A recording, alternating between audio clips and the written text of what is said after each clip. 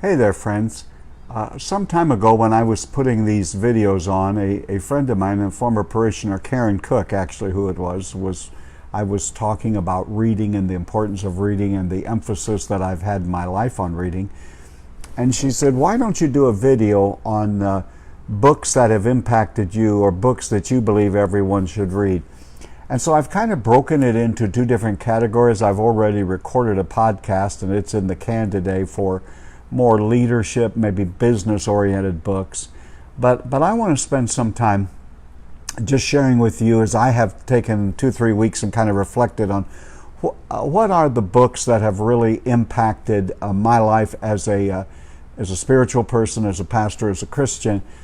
And boy, that is like going to Baskin Robbins and picking out your favorite ice cream, or going to the dog pound and saying which dog is the cutest. Which is your favorite child. I can say that since I have one. But now, some of these are going to be generational. I have tried to include some more modern ones as well. And just as if when I ask pastors, what are you reading? Almost all of them say the Bible. Let me just take it for granted. I read the Bible daily. I read it in the morning and the evening, and a few times throughout the day I refer back to it. So if I don't say the Bible, I want you to know I've been a lifelong reader and studier of the Bible. But I'm talking about some other books. So some of these will show the generation that I'm from. Some you will all know. There may be a few that you haven't heard of. And I'm also reserving the right to come back someday and say, you know, I left out some significant pieces. But can I start? My all-time favorite writer has been C.S. Lewis. And I have read multiple times Mere Christianity. Early in my pastoral ministry, it was a book that I would give to new believers. And it's one of those books that I glean something new. It's not a deep read, a hard read, but it's I think a seminal and important book. A lot of people don't particularly recommend this, but one of my favorite C.S. Lewis, one that I have read probably 12 to 15 times in my life, is Screwtape Letters. There's just something about that, those demons talking to each other, that I have learned more about discipleship and what it means to be a disciple. You may not care for it, but I personally would rate very high the Screwtape Letters. I have never been overly much of a novel reader. I'll read 1 or 2 a year just to kind of keep my brain focused on that. But as a young person, I did read the Chronicles of Narnia and thoroughly enjoyed them. So just about anything written by C.S. Lewis. His Surprised by Joy book, I have also, I'm going way off here and giving you more than what I had intended. Anyone who's going through a time of pain and suffering, I would highly recommend them.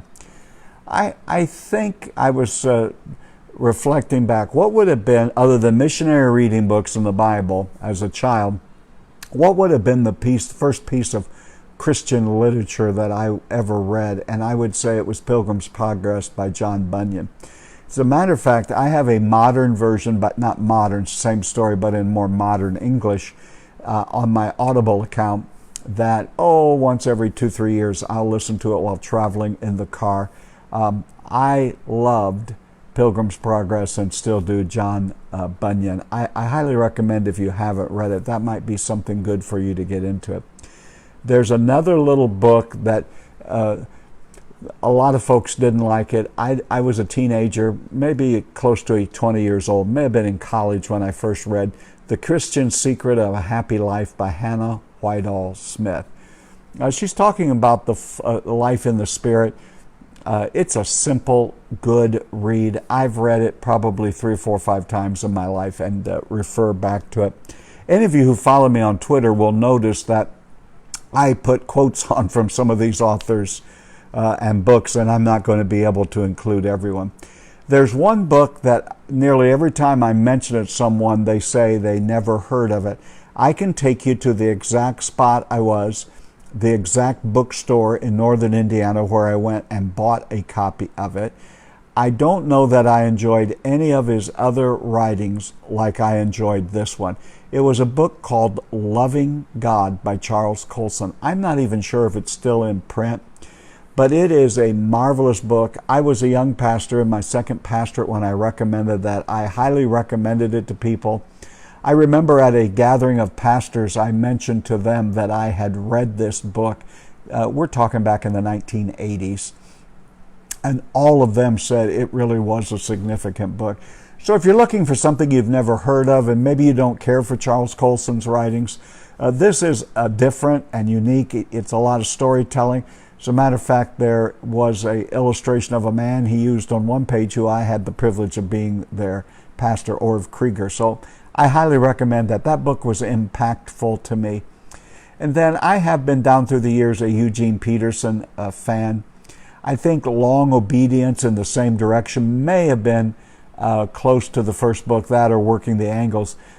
But one of his books, The Pastor, a Memoir, is the book that I give to every new district licensee on our district, everybody going through the ministerial course of study. I give them the book, The Pastor, a Memoir. I think it will help them to be shaped and to understand pastoral ministry.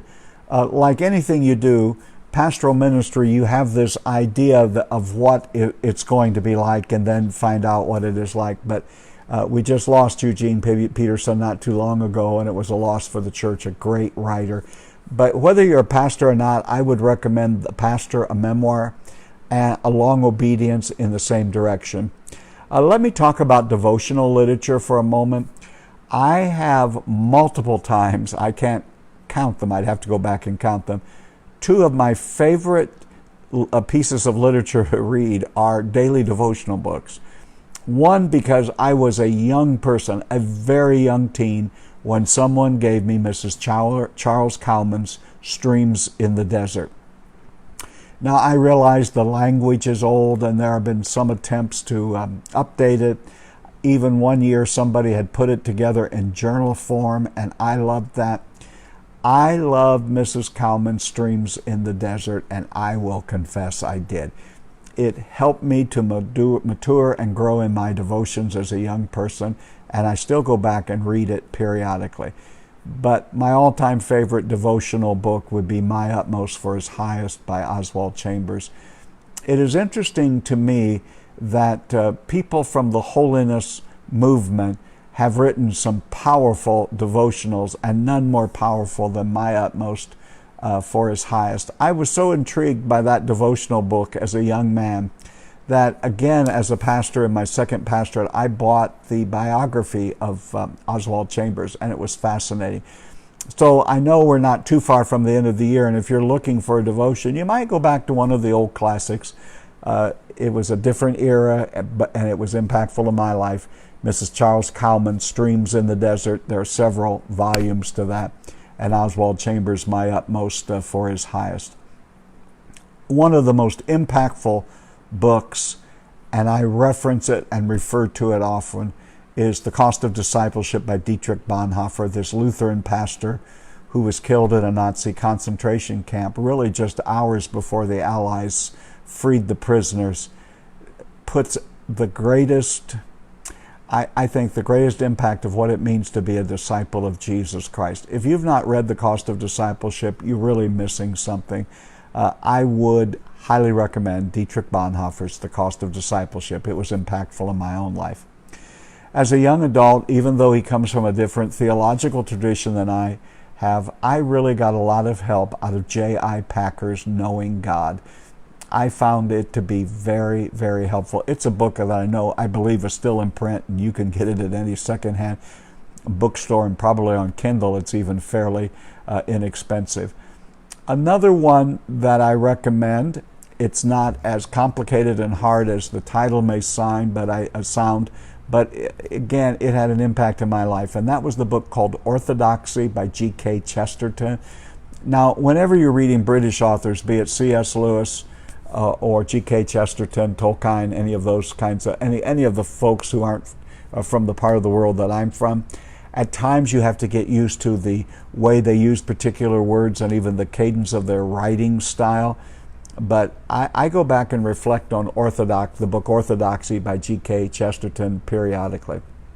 There's another book, And there is a group of people in my own faith tradition who are very critical of this book. But again, I can take you back to the place. It was in that second church in northern Indiana where so much of my spiritual formation, my roots were really, really grounded. But the Celebration of Discipline by Richard Foster, I significantly helped me.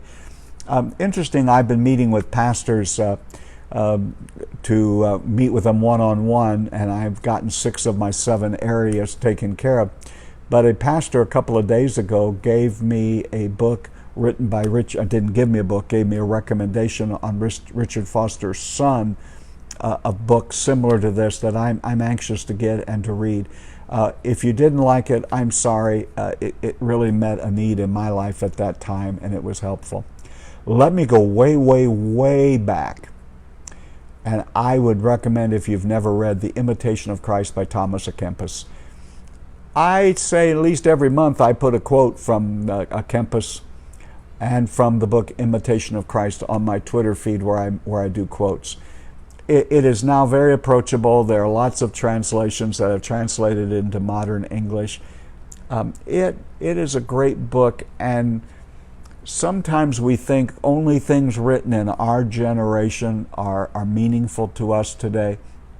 A lot of times it's great to go to different parts of the world and to different centuries and see how Christians handled some of the same issues that we're dealing with today. I would recommend that.